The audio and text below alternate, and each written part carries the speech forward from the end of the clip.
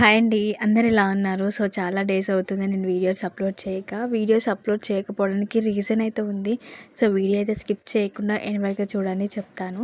So, ఇక్కడ నేనైతే present బాగానే ఉన్నాను. సో, ఇంకా నా పనులు నేనైతే చేసుకోగలుగుతున్నాను స్లోగా. ఇంకా డెలివరీ అయినాక 3 డేస్‌కి అయితే డిశ్చార్జ్ చేస్తారు కదా! ఇంకా డిశ్చార్జ్ చేసే ముందు చిన్నోడికైతే కొన్ని టెస్ట్‌లు అయితే చేశారు. సో, అందులో ఒకటి వచ్చేసరికి bill ribbon. So, bill ribbon వచ్చేసరికి ఏంటి అంటే చిన్నోనికి వాల్యూస్ వచ్చేసరికి బార్డర్ లైన్‌లో ఉండే. ఏం కాదని చెప్పేసారు డాక్టరు. ఇంటికెళ్ళిన తర్వాత ఎండలో పడుకోబెట్టండి. 3 డేస్ తర్వాత మళ్ళీ బ్లడ్ శాంపిల్ తీసుకుంటాం. సో, అప్పుడు వాల్యూస్‌ను నార్మల్ ఉంటే ఓకే. లేకపోతే ఫోటోథెరపీ ట్రీట్మెంట్ ఇవ్వాలి అని చెప్పేసారు. నేనైతే చాలా హ్యాపీగా ఫీల్ అయినా డిశ్చార్జ్ అయ్యే ముందు. సో, ఇప్పుడైతే ఏ బాధ లేదు. సో, ఇంకా నాకొచ్చేసరికి ఏ పెయిన్స్ ఉన్నా భరిస్తాను గానీ, ఇంకా పిల్లల విషయంలో వచ్చేసరికి నేను తట్టుకోలేను. ట్యూబెక్టమీ కూడా అవ్వడం వల్ల ఇంకా నేను అసలు కోలుకోలేకపోయాను. ఇంకా అసలు నడవలేని పరిస్థితి.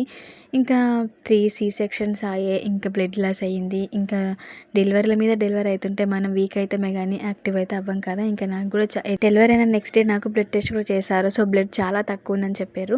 ఇంకా నేను అందుకే కొంచెం స్పీడ్‌గా కోలుకోలేకపోతున్నాను. ఇంకా చాలా వీక్ అయ్యాను. ఇంకా 3 డేస్ తర్వాత చిన్నోడిని తీసుకొని మా ఆయన, అత్తమ్మ అయితే హాస్పిటల్‌కి వెళ్ళారు. 3 డేస్ తర్వాత రివ్యూ ఉంది కదా అనేసి. ఇంకా అట్లనే బ్లడ్ శాంపిల్ తీశారు. పీడియాట్రిషియన్ డాక్టర్ చూపించిన తర్వాత కన్నయ్యకి వచ్చేసరికి 18 17 ఉంది. ఇంకా ఎమర్జెన్సీగా ఫోటోథెరపీ ఇవ్వాలని చెప్పేసారు. ఇంకా మా హస్బెండ్ మళ్ళీ తీసుకొని వచ్చిన తర్వాత ఇంకా ఈవినింగ్ అన్నీ సదురుకొని ఇంకా చిన్నోని తీసుకొని హాస్పిటల్‌కి అయితే వెళ్ళాము. ఇంకా ఈవినింగ్ టైంలో అడ్మిషన్ చేయడానికి. నాకు అస్సలు ఒక్క స్టెప్ కూడా దిగలేని పరిస్థితి. చాలా అంటే చాలా పెయిన్ ఉంది. ట్యూబెక్టమీ వల్లనో ఏమో తెలియదు కానీ తప్పవు. మన పిల్లలకి బాలేదంటే ఆ విషయంలో మనకి ఎన్ని పెయిన్స్ ఉన్నా ఎంత బాధ ఉన్నా కనబడదు. ఇంకా మా హస్బెండ్ నేనైతే వెళ్ళాము. ఇద్దరు పిల్లల్ని ఇంటి దగ్గర వదిలేసి ఇంకా 1 డే పెట్టి చూద్దాము. ఆ తర్వాత మళ్ళీ బ్లడ్ టెస్ట్ చేసి వాల్యూ తగ్గితే డిశ్చార్జ్ చేస్తానని చెప్పారు. ఒక రోజంతా పెట్టినాం ఫోటోథెరపీ. ఇంకా సరిగ్గా పెట్టుకోలేదు. ఫస్ట్ టైం కదా! బాగా ఏడ్చిండు. నైట్ అంతా సతాయించిండు. నేను మా హస్బెండే ఉన్నాం అక్కడ. ఇంకెవ్వరు లేరు. ఇంకా నేనేమో పడుకుంటే లేవరాదు, లేస్తే కూర్చోరాదు. ఇంకా 1 అవర్‌కి ఒకసారి 2 అవర్స్‌కి ఒకసారి బేబీకి ఫీడింగ్ అయితే ఇవ్వాలి.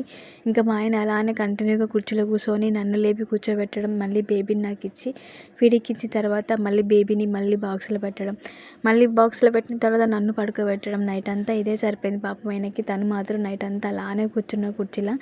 ఇంకా మార్నింగ్ తర్వాత మళ్ళీ బేబీకి 10:00 అయితే మళ్ళీ బ్లడ్ టెస్ట్ చేశారు. ఇంకా బిలిరూబిన్ వాల్యూస్ అయితే తగ్గలేదు. మళ్ళీ ఫోటోథెరపీ కంటిన్యూ చేయమని చెప్పారు. ఇంకా మా హస్బెండ్ అయితే ఫ్రెష్ అప్ అవ్వడానికి ఇంటికైతే వెళ్ళిండు. తను అలా నా కోసం ఫుడ్ తీసుకురావడానికి ఇంకా దేనికన్నా బయటకెళ్ళినప్పుడు ఒక్కదాన్నే లేవడం, ఎవ్వరి సపోర్ట్ లేకుండా బేబీని తీసుకోవడం, ఫీడింగ్ ఇవ్వడం, మళ్ళీ ఒక్కదాన్నే లేచి అందులో ఇవ్వడం. ఆ కుట్ల నొప్పులు ఇంకెక్కువైనాయి కానీ తక్కువైతే అవ్వలేదు. మళ్ళీ ఇంకా నెక్స్ట్ డే కూడా కంటిన్యూ ఉండమన్నారు అనేసి ఇంకా మా అమ్మ, మా డాడీ అయితే పిలిపించుకున్నా. ఇంకా మా డాడీ ఫస్ట్ టైం అన్నట్టు అసలు అక్కడ కూర్చోడానికి కూడా ప్లేస్ లేదు. పాపం టైల్స్ మీద అలానే పడుకున్నాడు. ఇంకా మా అమ్మ వచ్చేసరికి ఇంకా బాబుని చూసుకుంటున్నది. ఇంకా మా డాడీ వచ్చేసరికి ఇంకా నన్ను లేపడం, కూర్చోబెట్టడం. ఇంకా ఒకరు బాబుని, ఒకరు నన్ను చూసుకుంటా నైట్ అంతా కూర్చున్నారు. వాళ్ళు కూడా నిద్రపోకుండా. బాబుని అలా ఒక్కదాన్ని పట్టుకొని కూర్చున్నప్పుడు తెలియకుండా నాకే ఏడుపు వచ్చేసింది. అరే! ప్రెగ్నెన్సీతో ఉన్నప్పుడే ఈ బాధలు తట్టుకోలేకపోయినా ఒక్కొక్క రోజు ఒక్కొక్క రకమైన పెయిన్‌తో ఇబ్బంది పడేదాన్ని కడుపుతో ఉన్నప్పుడే. డెలివరీ అయినంక అంతకు డబల్‌కి డబల్ అనుభవిస్తున్నా. చిన్నోడిని 2 డేస్ తర్వాత డిశ్చార్జ్ చేశారు. ఇంకా చిన్నోడిని తీసుకొని ఇంటికైతే వచ్చేసినాం. ఇంకా మా హస్బెండ్ అప్పటికే లీవ్ పెట్టి 15 డేస్ అలా అవుతుంది. 1 వీక్ మొత్తం హాస్పిటల్‌లోనే ఉన్నా నేను. 2 వీక్స్ తను ఇంట్లో ఉంటే 1 వీక్ ఇంటి దగ్గర ఉన్నా. ఇంకా 15 డేస్ అవుతుంది కదా! ఇంకా ఆఫీస్ నుంచి ప్రెషర్ అయితే పెడుతున్నారు రమ్మని చెప్పేసి. ఇంకా 15 డేస్ తర్వాత తనైతే హాస్పిటల్‌కి వెళ్ళాడు. ఇంకా మా నలుగురిని ఇంటి దగ్గర వదిలేసి తను మార్నింగ్ ఆఫీస్‌కి వెళ్ళిండు. ఇంకా అదే రోజు వాళ్ళ అమ్మ కూడా ఊరికెళ్ళింది. ఏదో పని ఉందని చెప్పేసి. డే అంతా ఇంకెవ్వరు లేరు ఇంట్లో. అత్తమ్మ లేదు, మా ఆయన లేడు. మార్నింగ్ నుంచి ఈవినింగ్ వరకు ముగ్గురు పిల్లల్ని అలా పట్టుకొని కంటిన్యూగా అలానే కూర్చున్న మంచంలో. పిల్లలేమో ఆకలని ఏడుస్తున్నారు. నాకేమో నిలబడి వండే అంత ఓపిక కూడా లేకుండే కళ్ళు తిరుగుతున్నాయి. వాళ్ళ నానమ్మ నైట్‌దేదో కర్రీ ఉందనేసి అన్నం అయితే వండిపోయింది. మధ్యాహ్నం అలా చూసేసరికి ఆ కర్రీ కూడా ఖరాబ్ అయిపోయింది. పిల్లలని చూస్తే ఏడుపొస్తుంది. నాకేమో ఓపిక వస్తలేదు. 15 డేసే అవుతుంది. అప్పుడు సర్జరీ అయ్యి అసలు ఎటు ఏం చేసుకోలేని పరిస్థితి. ఒక దిక్కు నొప్పులు, ఓ దిక్కు పిల్లల్ని చూసుకోవాలా, నన్ను నేను చూసుకోవాలా అర్థం కాలేదు. ఇంకా మా ఆయన వచ్చేదాకా పిల్లలు అట్నే అరచేతులో పెట్టుకొని కూర్చున్నా. చాలా అంటే చాలా బాధ అనిపించింది. ఇంకా తను వచ్చి పిల్లలకి స్నానం చేయించి ఇంకా నాకు నీళ్ళు పెట్టిన తర్వాత బిర్యానీ తీసుకొని వస్తే అప్పుడు తిన్నాం అందరం.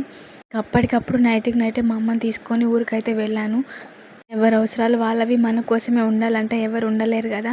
ఇంకా అమ్మ అయితే వచ్చింది, నైట్ తీసుకొని పిల్లల్ని తీసుకొని బస్కి అయితే వెళ్ళాను. ఇంకా ఆ బస్కి వెళ్ళడం వల్ల ఇంకా పచ్చి పొయ్యి మీద కుట్లు కూడా మానలేదు కదా. బస్సు ఎక్కడం దిగడం వల్ల ఇంటికి వెళ్ళిన తర్వాత కుట్ల నుంచి బ్లడ్ రావడం, ఆ కుట్లు మామూలుగా కొంచెం పసుపు ఫామ్ అవ్వడం, అలా ఓపెన్ అవ్వడం జరిగింది.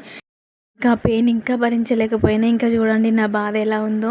ఇంక అక్కడైనా ఒక 1.5 మంత్ స్కూల్స్ ఓపెన్ దాకా ఉందాం అనుకున్నా. కాకపోతే ఇంకా చిన్నోనికి 45 డేస్ వ్యాక్సిన్ ఉండే. 20 డేస్ అయితే ఉన్నాను అక్కడ. ఇంకా వ్యాక్సిన్ అక్కడ ఎక్కడ అడిగినా వేయనని చెప్తున్నారు. నేనేంటి అంటే బాబుకి సంబంధించిన ఫైల్స్ ఏం తీసుకెళ్ళలేదు. అది ఉన్న ఎక్కడో ఒక దగ్గర వేయించుకునేదాన్ని. ఏది లేక ఇంకా వ్యాక్సిన్ వేయను అని చెప్పేసరికి ఇంకా మా హస్బెండ్కి అయితే కాల్ చేసిన, తీసుకెళ్ళడానికి రమ్మని చెప్పిన. ఇంకా తనైతే 20 డేస్ తర్వాత అయితే తీసుకెళ్ళడానికి వచ్చిండు. ఊరికి వెళ్ళినప్పుడే ఇంకా బస్కి వెళ్ళడం వల్ల కుట్లు అలా అయిపోయినాయి అనేసి ఇంకా కార్ తీసుకొని వచ్చిండు మా పెద్ద మరిదిది.